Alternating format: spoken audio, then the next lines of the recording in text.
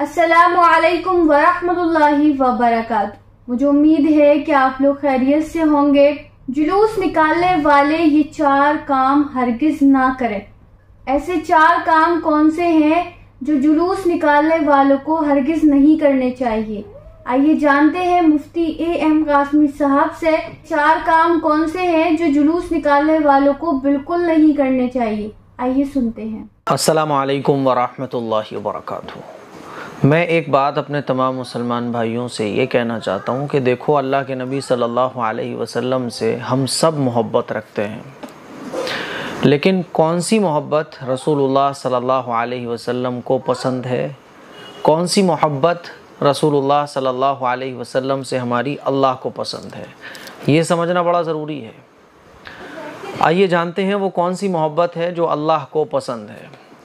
رسول اللہ صلی اللہ علیہ وسلم سے محبت تو سبھی مسلمان رکھتے ہیں، لیکن جو نبی کی خواہش کے مطابق محبت رکھی جائے وہ اللہ کے نبی صلی اللہ علیہ وسلم کو پسند ہے،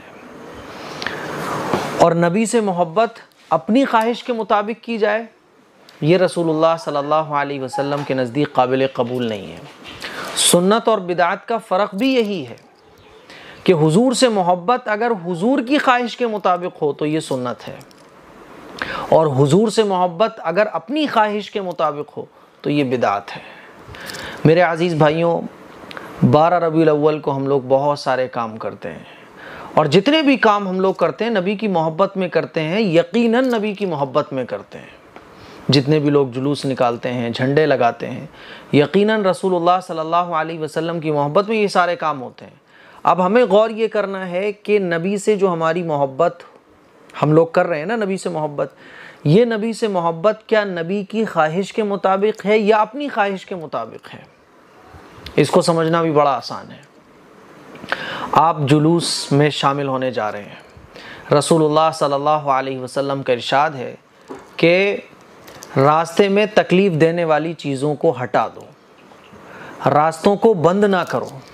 یعنی راستے میں آپ کوئی بھی کام کر رہے ہو تو آنے جانے والوں کو دقت نہیں ہونا چاہیے، آنے جانے والوں کو تکلیف نہیں ہونا چاہیے، اور تکلیف دینے والی کوئی چیز ہے تو آپ اس کو ہٹا دو۔ اب ہم غور کریں کہ جب ہم جلوس نکالتے ہیں تو سڑکیں جام ہو جاتی ہیں، روڈ جام ہو جاتے ہیں، کسی کو اگر جلدی سے جانا ہے یا کوئی ایمبولینس وغیرہ کو جانا ہے تو اس کو راستہ نہیں ملتا۔ کیا یہ عمل رسول اللہ صلی اللہ علیہ وسلم کی خواہش کے مطابق ہے ہمارا؟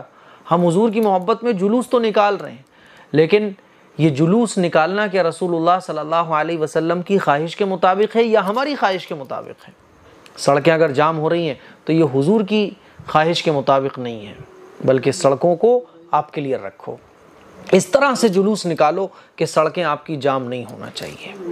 آپ جلوس میں نعتیں وغیرہ بجا رہے ہو یا 12 ربیع الاول کے دن آپ نعتیں بجا رہے ہو تو یقیناً حضور کی محبت میں آپ نعتیں بجا رہے ہو، اس میں کوئی شک نہیں ہے، لیکن ان نعتوں میں اگر میوزک ہے، ان نعتوں میں اگر ساؤنڈ ہے، ان نعتوں میں اگر دھوم دھڑاکا ہے، ڈھول تماشے ہیں، یہ ساری چیزیں، کیونکہ آج کل ایسی نعتیں بہت چل رہی ہیں کہ وہ نعتیں کم لگتی ہیں، گانے زیادہ لگتے ہیں، اتنا ساؤنڈ اور اتنا میوزک ان کے اندر ہوتا ہے۔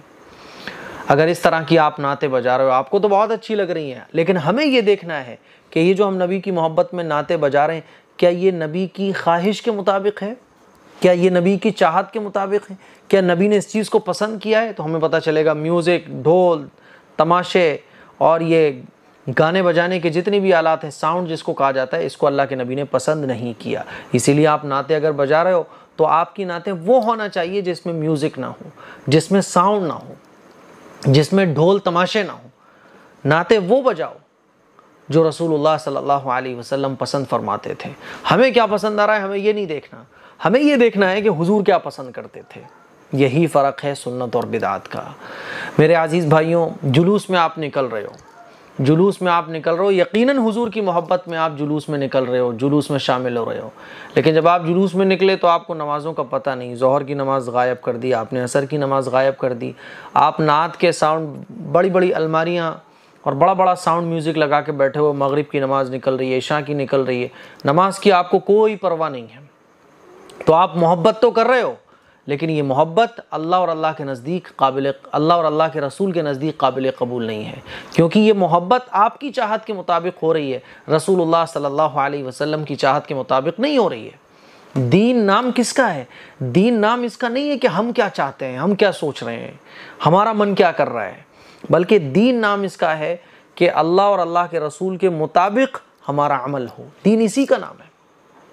مرنا تو اسلام کے مطابق ہو، جینا تو اسلام کے مطابق ہو، خوشیاں تو اسلام کے مطابق ہو، اور اسلام کو فالو کرنا بھی اگر اسلام کے مطابق ہوگا تبھی وہ قابل قبول ہوگا۔ لیکن آج دقت یہ ہے کہ ہم اور آپ جو ہمیں پسند آ رہا ہوتا ہے، جو سماج میں چل رہا ہوتا ہے، جس کا ٹرینڈ چل رہا ہوتا ہے، وہ ہم کرتے ہیں اور اسی کو دین سمجھ لیتے ہیں۔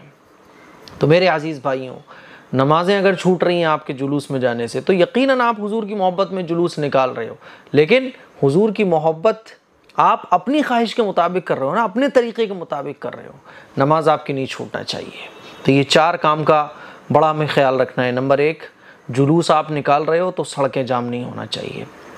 لوگ آپ کے عمل کو دیکھ کے اسلام کو سمجھتے ہیں، وہ آپ کے عمل کو دیکھیں گے تو وہ اسلام کو سمجھیں گے کہ اچھا ان کے پیغمبر نے ان کو یہ تعلیم دی ہے کہ سڑکوں پر کوئی بھی تکلیف دینے والی چیز نہیں ہونا چاہیے، اور خود ہم ہی اگر تکلیف کا سبب بن جائے راستوں پر، ہمارے ہی عمل کی وجہ سے اگر سڑکیں جام ہو جائیں تو غیر ہم سے کیا سبق لیں گے؟ وہ تو ہمیں دیکھ کے اسلام کو جج کر لیتے ہیں نا۔ تو نمبر 1، سڑکیں جام نہیں ہونا چاہیے۔ دوسرا، ہماری نماز نہیں چھوٹنا چاہیے۔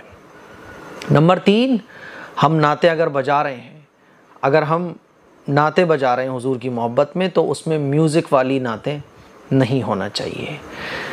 اور نمبر 4، کہ کوئی بھی عمل جو ہم کریں وہ اللہ کے رسول صلی اللہ علیہ وسلم کی سنت کے مطابق ہونا چاہیے۔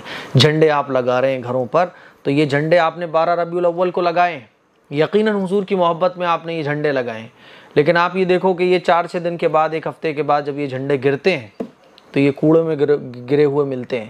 ان پر کلمہ بھی لکھا ہے، ان پر اللہ اور اللہ کے رسول کا نام بھی لکھا ہے، ان پر دینی عبارتیں بھی لکھی ہوئی ہیں، اور یہ جھنڈا جب تک لگا ہوا ہے۔